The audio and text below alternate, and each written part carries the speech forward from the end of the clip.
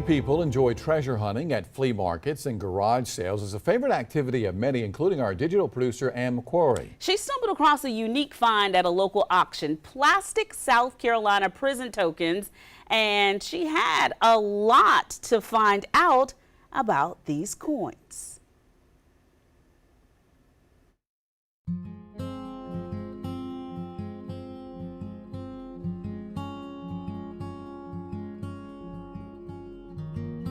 South Carolina has used tokens in their state penitentiary since probably the 1920s.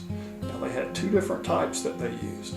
Early on, they used metal tokens made out of aluminum and brass. Those are extremely rare today. I can probably count the number of surviving specimens on two hands.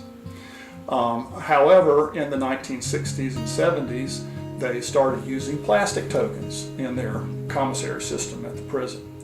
And they were utilized by the inmates to buy sodas or cigarettes or stationery or items of personal use.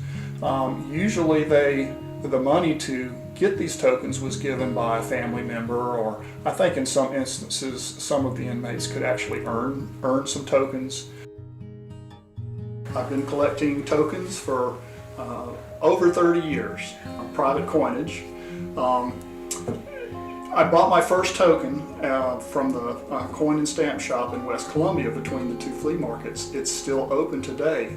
That was in 1985 when I bought that first token. And it was from a cotton mill in Spartanburg.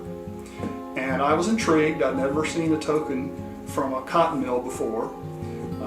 And it got me interested in learning more about the token, and I soon learned that there were tokens that were used in cotton mills all over the state.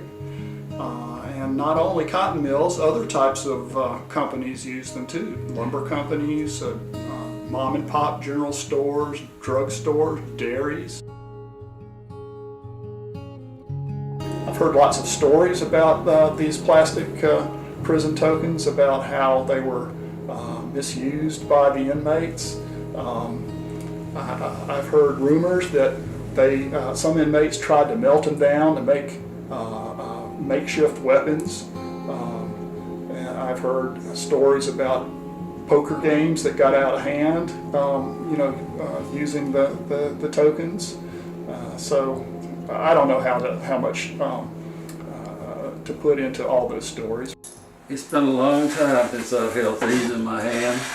I remember they were in use when I started, because cash was used before that. This was an effort to try to slow down the introduction of contraband coming into the prison, trying to take cash out of their hands.